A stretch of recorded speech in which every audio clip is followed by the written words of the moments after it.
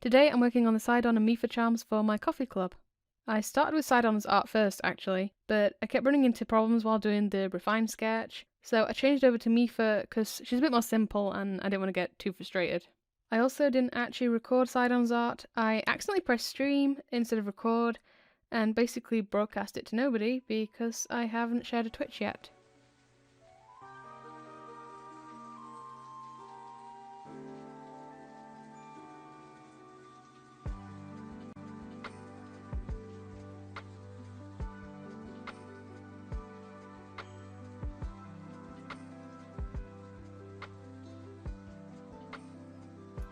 I always do a colour map underneath the refined sketch, so I can get a sense of how it all looks together.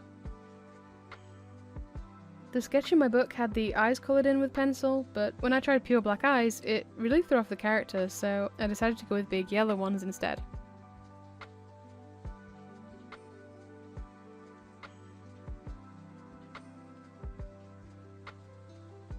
Doing this charm is really making me want to do some real art or a doll of Mipha. She's just so pretty, and I know everyone loves Sidon, and I really do too, but I think Mipha's my favourite, probably purely because I'm not straight.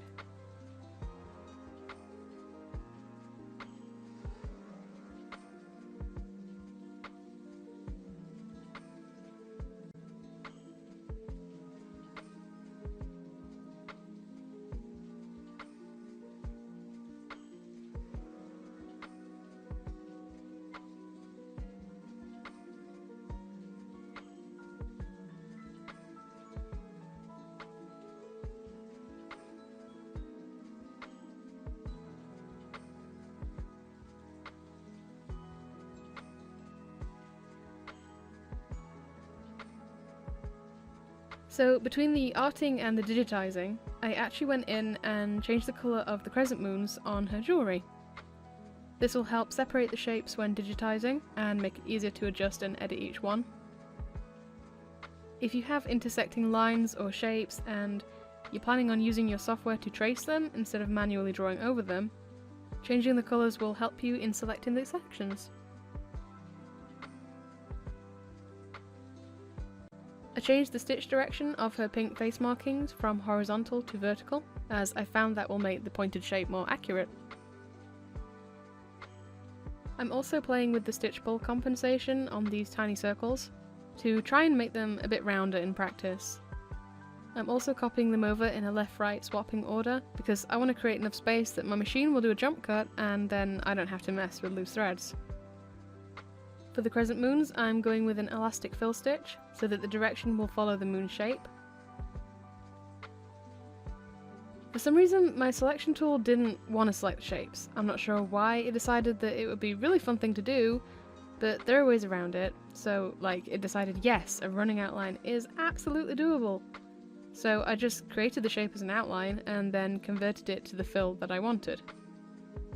Usually closing and reopening the program will fix this, but I didn't want to mess around and lose my flow. This corner here was also being an idiot, but it let me select the left one, so I have no idea what was wrong there. It just didn't want to play ball.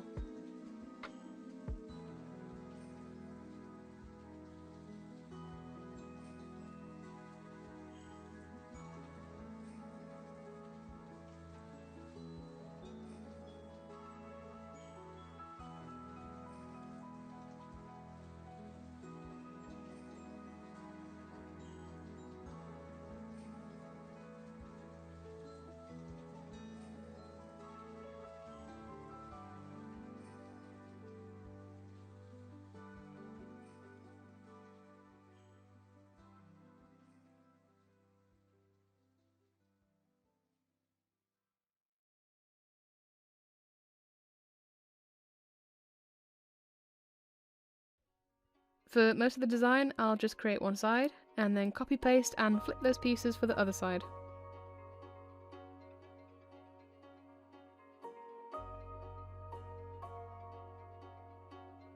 Including a centered piece at the same time, like the face outline, will help to line up and center the other side. Just remember to delete the extra outline later.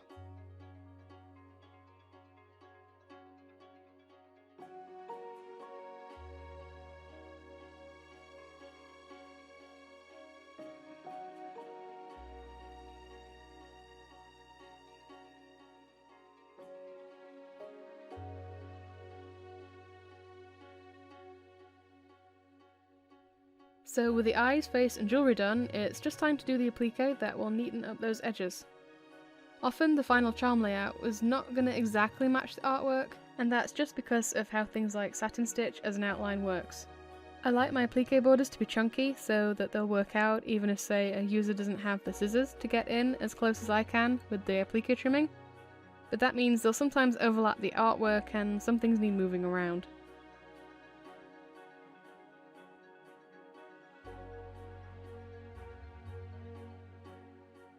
The other thing I need to do is pull the chin down. As much as I'd really love to define Mipha and Sidon's fins and the tail off the back of the heads, at this scale and with how the fabric will turn, it could be difficult to pull off. Designs like Glaceon have caught me out in the past because for some reason this kind of shape here never wants to turn nicely. I tried to avoid it, but it crops up a lot in these kind of head charms. While I was editing this footage, I did end up going back and changing the openings even more. If I had endless time and I was doing this for myself, I'd probably make the fins and the head tail separately, and then hand sew different pieces together, but I'm trying to make these nice and simple and easy so that anyone can do them.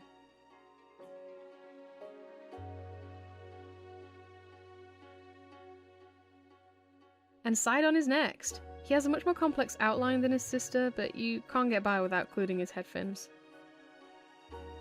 What's great about this pair of designs is I can basically redo the same process, as they've got a lot of the same colours and design elements.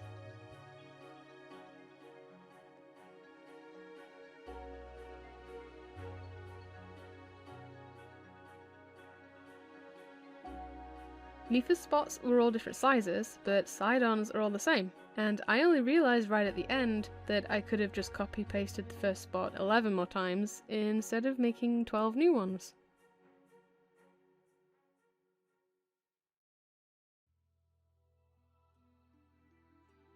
I convert the jewellery to an elastic pattern, and it separates the shapes exactly how I wanted it to. Sometimes this program does know what I want.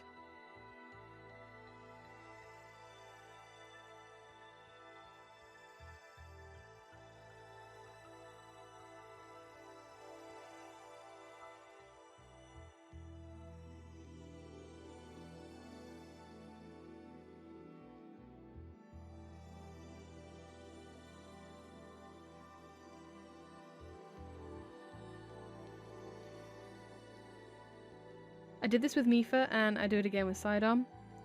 Instead of making a new circular shine for the gems, I just pull a circle from his eye shines and use that.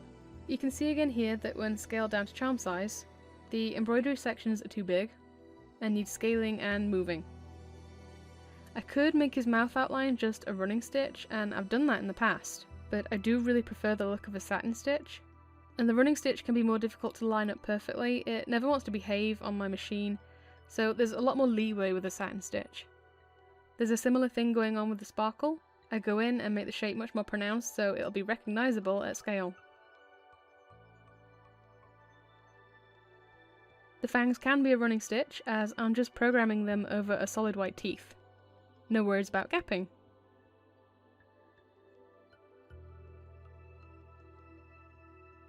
I wasn't expecting the program to just randomly ask me to pick a textured stitch for his little head plume, but I thought it'd be fun to pick one and make it look more fluffy.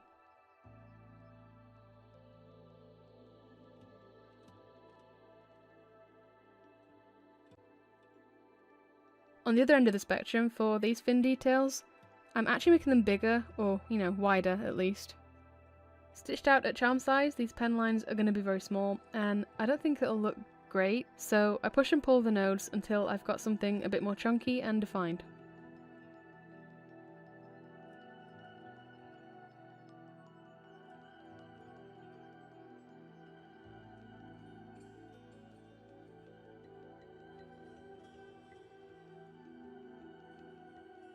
He looks super evil with his eyes tucked so far under that border stitch.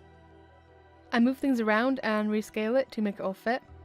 Sidon's such a cheery guy. He's like if Ferdinand von Aegir was a fish man, so I don't want him to look scary.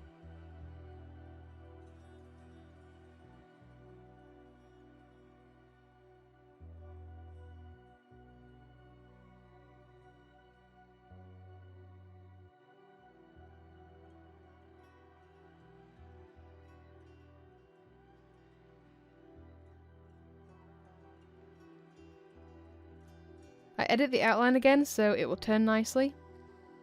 The sides of the head might be a bit too small, so again, I'll probably go in and edit them to be a bit bigger and more defined.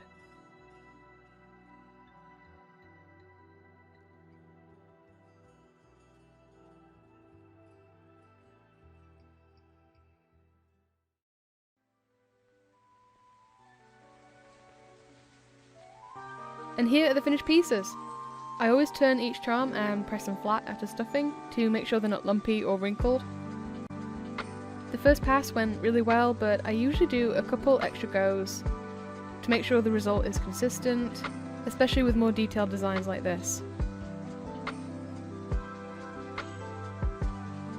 The files to make your own Sidon will be sent out to all Coffee members on the 31st of May. Mipha will follow later at a discount, or non-members will be able to purchase both of them at full price from June. There will be limited amounts of the physical charms. Once I've mailed all my gift boxes, any spares will go in the shop. So I recommend following my coffee if you want to catch and reel in some fish royalty of your own. I've made Sidon now, and Zelda, and Mipha, so I guess I really should be making Link next, right?